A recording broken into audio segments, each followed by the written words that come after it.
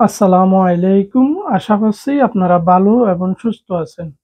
এই ভিডিওতে আলোচনা করব সংযুক্ত আরব আমিরাত ভিসার বর্তমান আপডেট নিয়ে এবং বাংলাদেশ থেকে অনেকে আমাদের কাছ থেকে জানার জন্য চাইতেছেন বর্তমানে সংযুক্ত আরব আমিরাতে ভিসা কবে খুলবে বা এখন আসার কোনো অপশন আছে কিনা এবং সংযুক্ত আরব আমিরাতে এখন যারা আছেন সাধারণ ক্ষমার আওতায় তাদের করণীয় কি যারা ভিসা লাগাইতে পারেন নাই।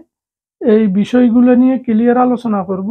আপনি যদি চ্যানেলে নতুন হয়ে থাকেন চ্যানেল সাবস্ক্রাইব করে পাশে থাকুন সবসময় বিষয় সংক্রান্ত তথ্য পাওয়ার জন্য।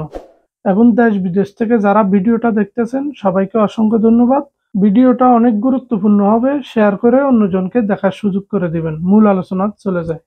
এনএসটি সাধারণ ক্ষমায় এখন পর্যন্ত যারা ভিসা লাগাইতে পারেন নাই এবং আউটপাস নিয়ে দেশে যেতে পারেন নাই তাদেরকে বলবো বিনা ফাইনে আপনারা আউটপাস নিয়ে দেশে চলে যান, এখনো সুযোগ আছে। এবং যারা ভিসা লাগাইতে চান সংযুক্ত আরব আমিরাতে যে কোনো মূল্যে যে কোনো জায়গায় কম স্যালারি হলো এখন একবার ভিসা লাগাই ফেলেন।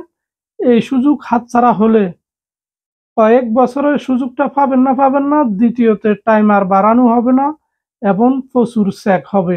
এই চেকে আপনারা টিকে থাকতে পারবেন বলে মনে হয় না, কারণ প্রত্যেক মসজিদে জুমার খুতবাতে পর্যন্ত বলে দেওয়া হয়েছে। তার চেয়ে বড় কথা হলো যদি এই চেকে আপনারা ধরা খান, জিসিসি ভুক্ত যে কয়টি দেশ আছে যেমন ওমান, সৌদি, কাতার, দুবাই সবটি দেশ আপনার জন্য অবৈধ হয়ে যাবে, ব্ল্যাক লিস্টে আপনার নাম উঠে যাবে। এখন বর্তমানে যে কোনো একটি দেশে যদি কোনো সমস্যা হয় জিসিসি ভুক্ত যে কয়টি দেশ আছে সব কয়টি দেশের জন্য সমস্যা হয়ে যায়। আর আপনারা যারা নতুনভাবে ক্যান্সেল হইতে চান বা ক্যান্সেল হয়ে গেছেন তাদের জন্য সামনে সুযোগ আসতেছে। সাধারণ ক্ষমা যাওয়ার পরে ক্যান্সেল অবশ্য সব জায়গায় চালু হয়ে যাবে, আপনারা ট্রান্সফার হতে পারবেন। আর কয়টা দিন অপেক্ষা করেন, অগ্রিম হয়ে লাভ নাই। চালু হওয়ার সাথে সাথে যদি আপনি ক্যান্সেল হন তাহলে আপনার কাছে কিছু টাইম থাকবে, আপনি ভালো দিক দেখে ভিসা ট্রান্সফার করতে পারবেন বা লাগাইতে পারবেন। এখনো অগ্রিম যদি ক্যান্সেল হয়ে যান তাহলে এখন আপনার টাইমটা খেয়ে ফেলবেন, ওইদিকে আপনার তেমন একটা সুবিধা করতে পারবেন না। এবার আসি আপনারা যারা দেশ থেকে আসার জন্য চাইতেছেন, আমি এখনো বলবো আপনারা আমাকে ভালো জানেন আর খারাপ জানেন, ফ্রি জোন এরিয়াতে কিছু কোম্পানি ব্যতীত বাংলাদেশ থেকে এখনো আসার কোনো বিষয় নাই। আবার ফ্রি জোনে যেমন তেমন ভিসা দিয়ে আসলেও সমস্যা। ফ্রি জোনের ভালো দিক খারাপ দিক ভিসা আছে, এগুলো বুঝে শুনে আসা লাগে। যদি আরো কিছু ক্লিয়ার বুঝতে চান চ্যানেলে ফ্রি জোন নিয়ে আরো 2টি ভিডিও আছে, আমি লিঙ্ক দিয়ে দেব, আপনারা দেখে নেবেন।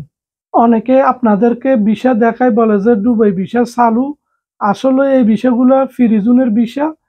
এইসব বিষয়গুলো আপনাদেরকে দেখাইয়ে টাকা পয়সা নিয়ে এনে তারপর আপনাদের টাকাগুলা ফেঁসে থাকে।